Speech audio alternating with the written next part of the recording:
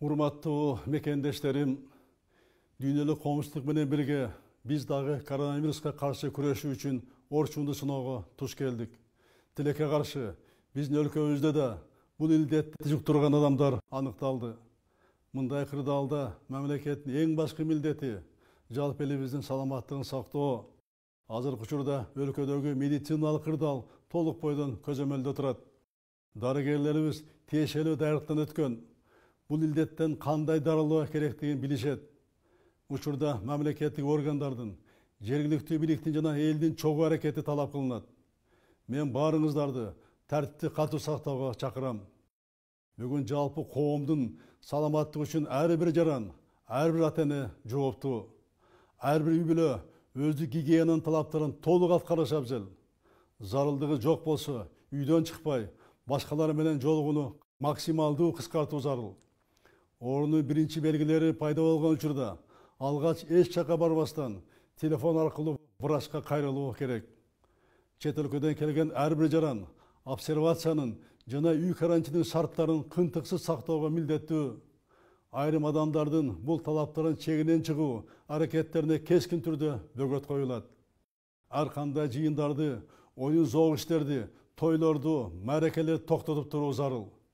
Мектептерде окутуу убактылуу токтотулду. Жогорку окуу жайлары аралыкта окутууга өткөрүлдү. Чек аралар, өткөрүү пункттары, аэропорттор катуу кайтарылган тартип менен иштеп жатат. Коомдук тартипти сактоо, өлкөнүн аймагына кирип чыгуу иштери күчөтүлгөн тартипке которулду. Урматтуу мекендештерим, азык-түлүктүн, дары-дармектин жана медициналык буюмдардын запасы жетиштүү. Бул товарлар менен калкты туруктуу камсыздоо үчүн мамлекеттик органдар жана жергиликтүү бийлик тынымсыз иштеп жатат. Кооптонууга себеп жок. Бүгүнкү кырдаалга өтө жоопкерчилик менен мамиле кылуу керек. Дүрбөлөң салууга, коомдун тынчтыгын бузууга аракет кылгандар, чайкоочулук кылам дегендер, тамак аштын жана дары-дармектин баасын негизсиз көтөргөндөр көз жазымда калбайт. Тиешелүү жоопкерчилигин тартат. Азыр ар бир мекендешибиз өз кызыкчылыгын көздөбөй, элибиз аман болсун, эл арасында мен аман болоюн деген түшүнүктү бекем карманышуу зарыл. Дорогие соотечественники, государственные органы делают все необходимое для защиты населения от коронавируса. В наших пограничных заставах, контрольно-пропускных пунктах и аэропортах предприняты решительные меры для защиты от вируса. Медик работает круглосуточно.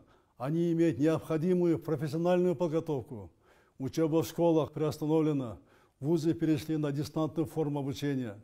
Временно закрыты массовые развлекательные заведения и отменены массовые мероприятия. Установлен усиленный режим охраны общественного порядка, а также ограничен въезд в страну. Дальнейший успех зависит не только от усилий органов государственной власти, но и от поведения каждого из нас. Призываю вас не поддаваться панике, соблюдать все меры предосторожности. В стране имеется запас продовольствия в достаточных объемах. Нет нехватки лекарственных средств и медицинских препаратов. Все спекулятивные попытки будут жестко пресекаться. Призываю всех кыргызстанцев к гражданской ответственности. Только совместными усилиями и соблюдением жесткой дисциплины мы добьемся успеха.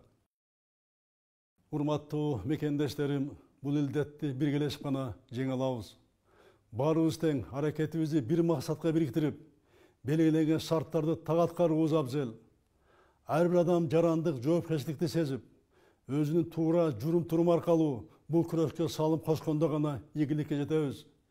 Бир билек болуп түрүлүп, бир муштум болуп түлүп, бирге аракет кылуу талап кылган сыноо келди. Ата-бабаларыбыз сабырдуулук менен нече кыйынчылыктарды жеңип келген. Кудай буйруса, бул сыноодон да адамдык сапатыбызга, улуттук ар-намысыбызга шек келтирбей, абийирлик менен өтөбүз. Жараткан Кудайым өзү колдоп, элибизде аманчылык, жергебизде тынчтык болсун.